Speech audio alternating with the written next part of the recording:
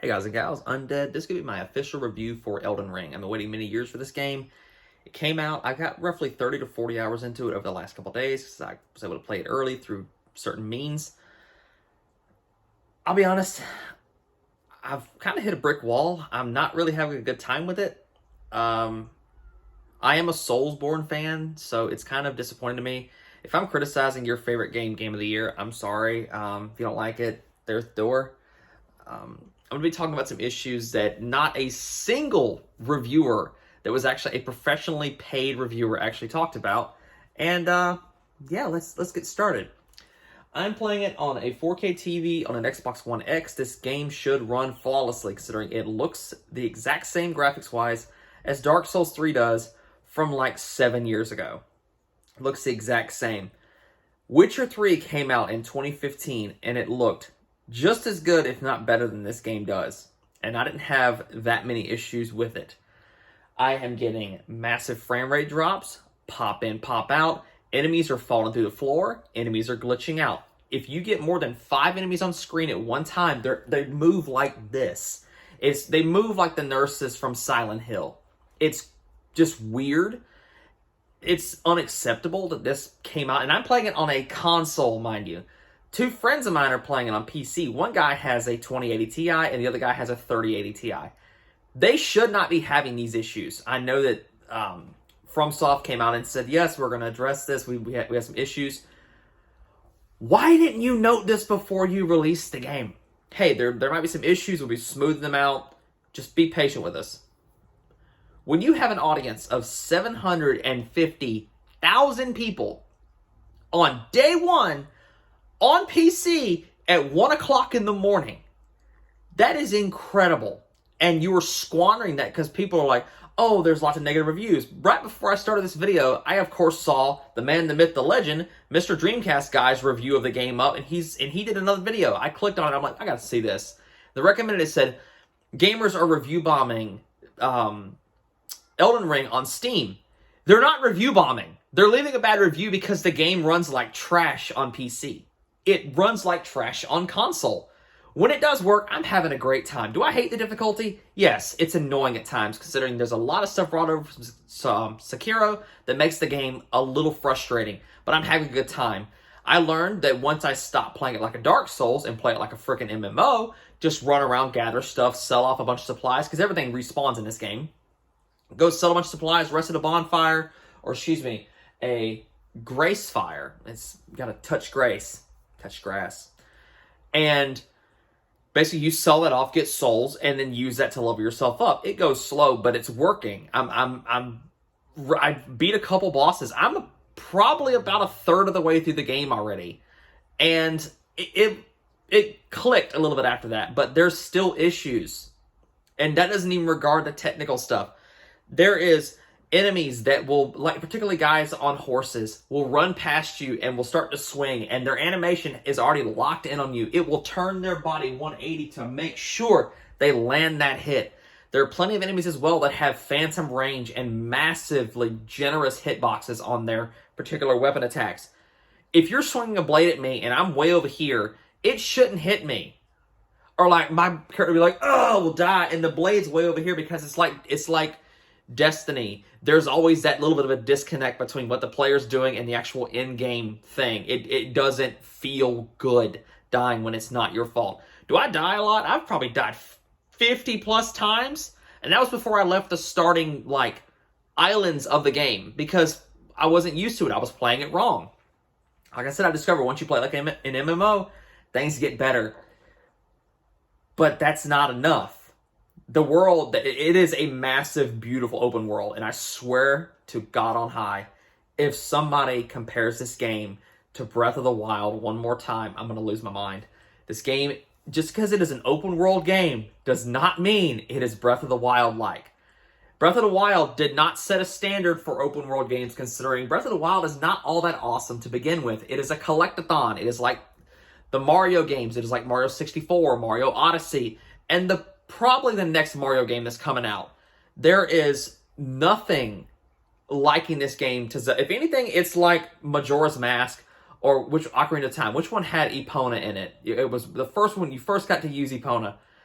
when I first got to use my spectral steed in here, or whatever you call it, I was like, hey, I saw some gameplay of this game before it came out. I didn't know there was a freaking horse. I saw it and it's like, nay, and I'm like, this is cool. Massive open world to explore, and there's nothing in it. What is the point of me running to the very back edge of a map to find nothing there? There's no enemies. It's just a dead end at the end of a cliff. You could have at least put an item or something, for the love of God. There's no consumables to pick up. The world suffers from everything that I like to call it Dragon Age Inquisition syndrome. It is basically a massive open world with nothing to do in it. Sure, you can find some little hidden locales, but a lot of the game, it's empty. Just because you put a population of enemies here or there does not mean you're filling the world. There's no need to truly explore this. I've also not mentioned not having a sense of direction. Dark Souls games are, and yes, this is a Dark Souls game, and Souls-like are meant to be explored. They don't give you a hand-holding or a yellow brick road, even though I do appreciate that at times. I like something like in Dead Space. You press a button, it puts a little thing on the ground there, and it tells you where to go. It doesn't tell you exactly where to go. It gives you a general direction at times. I wouldn't mind something like that. Or maybe like in Ghost of Tsushima, where there's no quest markers, the wind tells you where to go. They could have at least put that in here.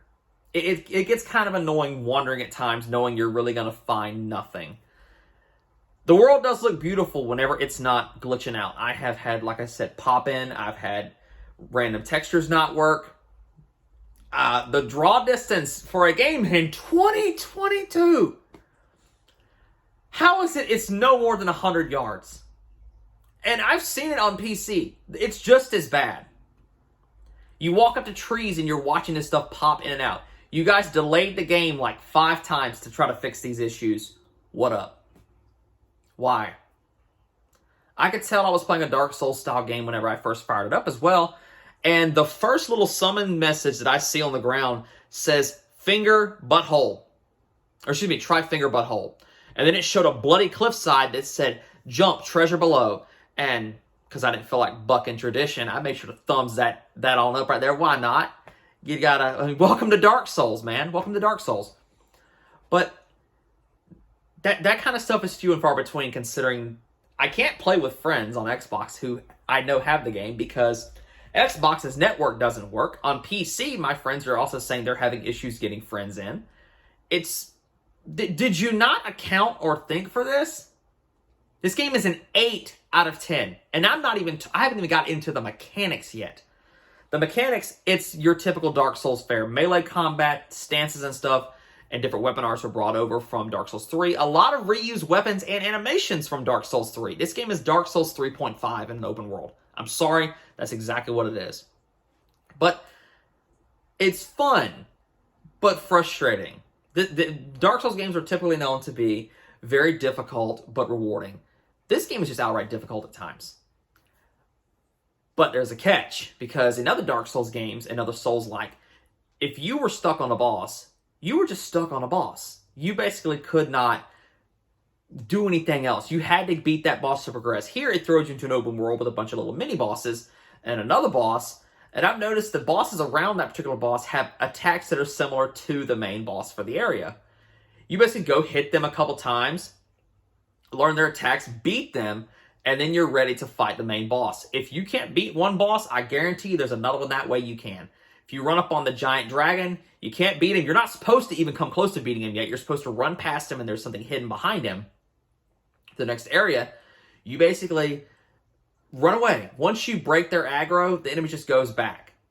And that's nice because it adds a little bit of choice to it. Mechanics-wise as well, they added the horse for one thing. They added a jump button now. It's a terrible jump, but it's a jump nonetheless, and I'm glad to have it. It allows for more exploration. I can jump over attacks. It adds another layer of dodging and stuff like that, similar to Sekiro. I like it. When it works, this game is fun. It's amazing. When I'm beating my head against a wall because of cheap enemies, it's not okay. There's way too many technical issues, and I'm going to kind of go like ACG. Would I recommend this game right now? No. No, God, no. Give it a month. Please give it a month. because professional reviewers glassed over all of these known issues, and it just really hurts me because you can tell a lot of those guys are Souls fans, and they're just grasping at straws, hoping to find every little good thing to outweigh the bad. There's a lot of issues that progressed over from previous games, and I have no problem calling them out. I don't have a nostalgia or soft spot for Soulsborne games, even though I love Dark Souls. 2 is one of my favorite games of all time. That's probably one of my most played games ever. A few hundred hours across 2 consoles. Fantastic game, fantastic series, but, I mean, you have this. It is an 8 out of 10. That's pretty darn good and fair score, I would say, despite the issues I'm having. Here's the thing, though, when it comes to difficulty. I, again, do not mind it, but when it becomes tedious, it's an issue. I haven't really hit that wall yet. I've just hit a wall of boredom because I'm just bored with it right now. I want to wait a little while and come back and re-experience it in about a week or two. I'm also playing the Witch Queen expansion for Destiny 2, so I've been occupied with that as well. I got back into Red Dead 2, trying to give that a shot. So, I mean, yeah. This is one of the most highly rated games of all time. It is the highest rated game this year. People are comparing this game to Horizon Forbidden West. They're 2 totally different styles of games.